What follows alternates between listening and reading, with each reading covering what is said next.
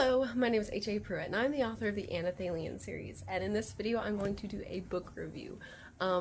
Before I do that, just if you read a book, please review a book. It helps authors so much.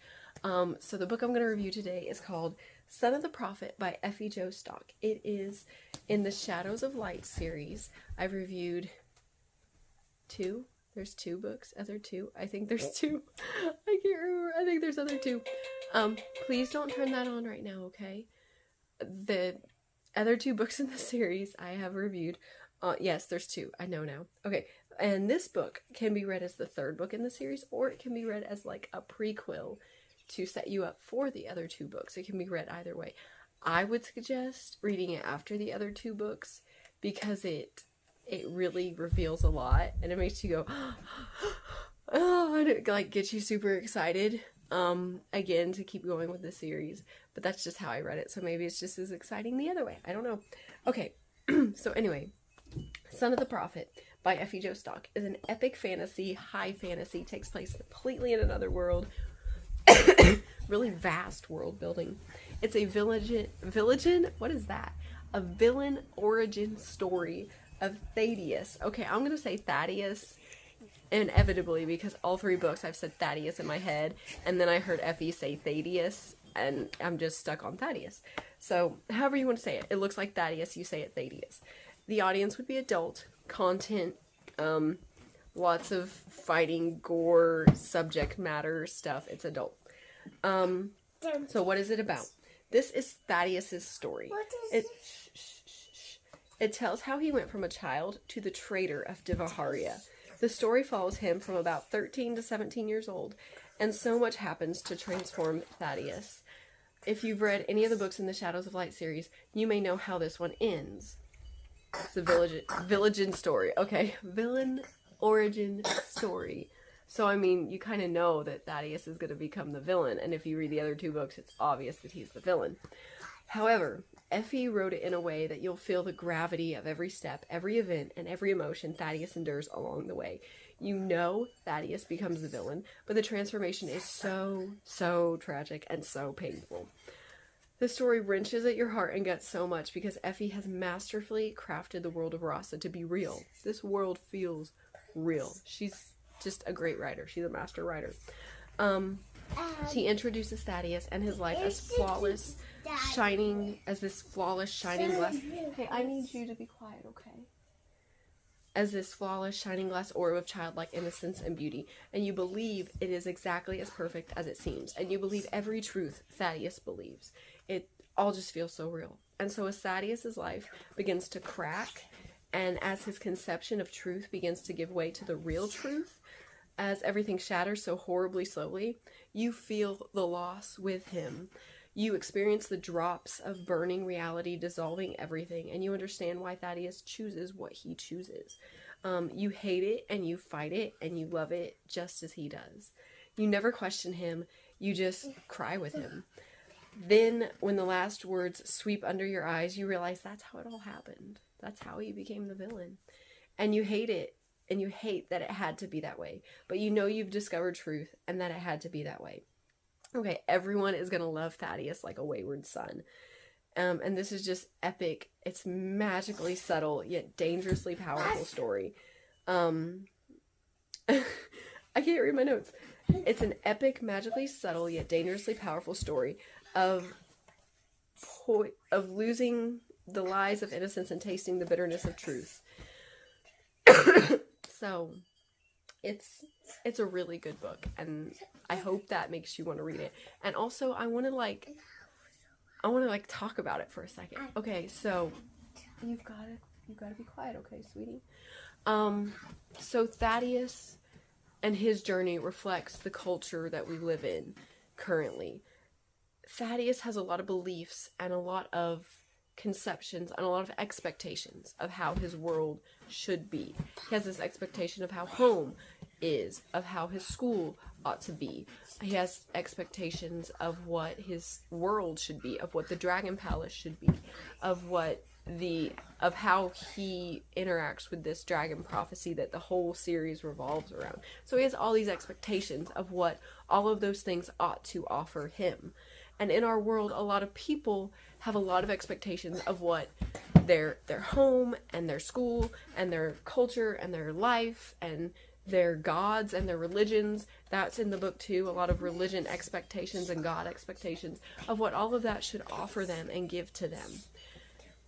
And Effie has crafted it so masterfully that you fully believe that what Thaddeus believes, all of those things, what he deserves from all of those things, you believe he deserves those things too. And I found myself kind of getting mad partway through the book because I couldn't understand why I was mad at first. And then I figured out I was upset because he was owed so much and he got nothing. And I couldn't find the whole where, like, he deserved so much and he got nothing. From all of these different sources, especially the God figure. He did not get what he wanted from the God figure. And it's very upsetting. It's very upsetting because, stay with me, because you think God should take care of you. You think God owes it to you to give you good things. If you follow him, he ought to do good things for you. If you go to a school, they ought to take care of you. If you live in a home, they ought to treat you perfectly, like Thaddeus. Thaddeus's home life is perfect. He thinks the school he's going to go to is going to just make his life. It's going to make him the best of the best. It's going to just make everything perfect. He thinks the Dragon Palace, the city, this beautiful, wonderful, shining city, is just going to be the best thing he's ever encountered. He thinks when he encounters the God figure in the book, I think it's Joad. I think Joad is Jesus. It's a little complicated, so we're just going to go with the God figure. He thinks when he encounters the God figure or religion, it's going to solve everything. And he thinks when he encounters a prophecy and starts, like, diving into it, it's going to solve everything. And then by the end of the book, I got it. You and Thaddeus and me and everybody, we deserve nothing but death. Okay? And that is not what the world teaches us. The world teaches us we deserve everything. We deserve anything we want. The world teaches us whatever truth that we want to say is truth. And we get to believe that, and it owes it to us to make a return on that truth. So, like, if I say my truth is that everybody ought to bring me a chocolate cake every day, I believe that that ought to happen, and if it doesn't happen, I get to be angry and jaded and upset, and I have been wronged. And that's how so many people live. That's a stupid example, but that's how so many people live, thinking they deserve so many things from all these different areas of life, especially religion. When really, the Bible says we all have sinned, we all have fallen short of the glory, and the wages of sin is death. That means we all deserve nothing but death.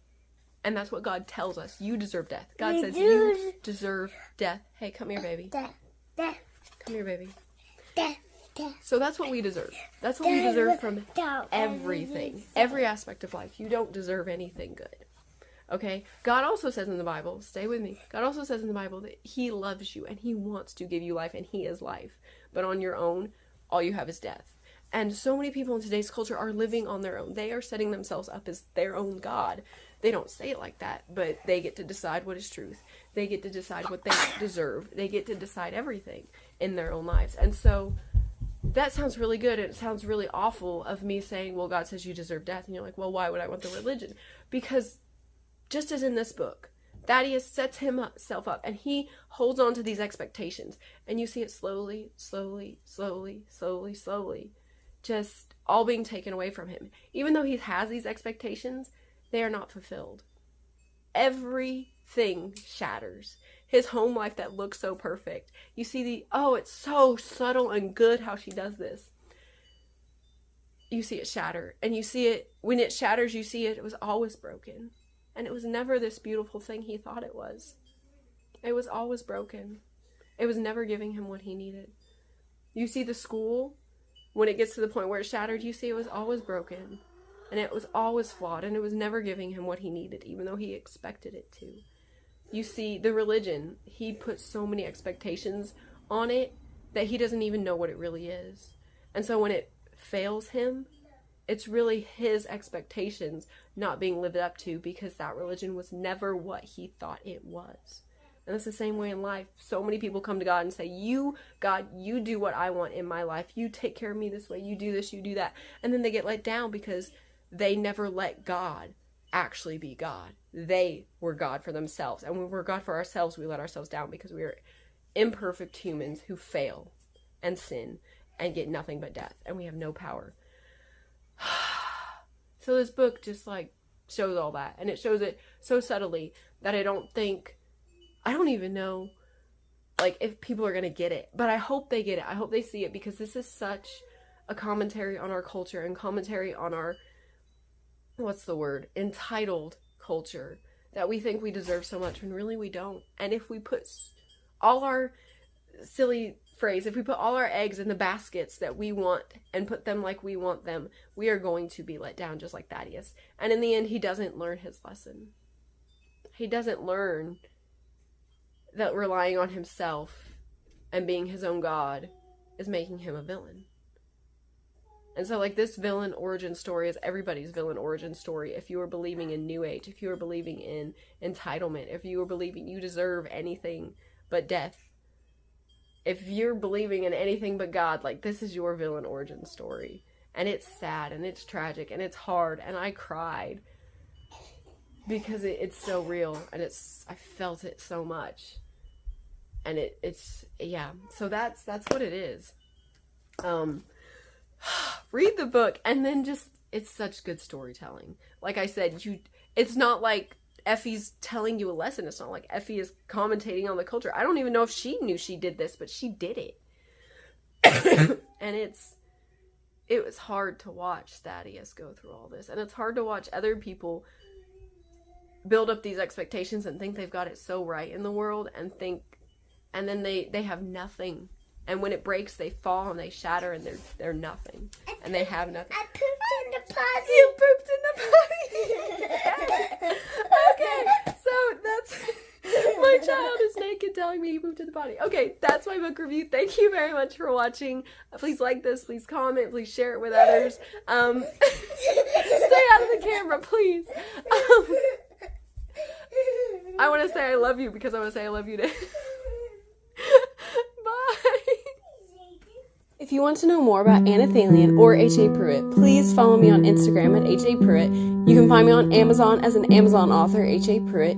Please watch my YouTube channel and all my cool videos on my channel, H.A. Pruitt Anna Thalion. You can find me on the Facebook page, H.A. Pruitt Anna Thalion. You can follow me on Goodreads by the name H.A. Pruitt and the book Anna Thalion. Or you can go to my website where so much cool stuff about Anna Thalion is. The website is hapruitt.com.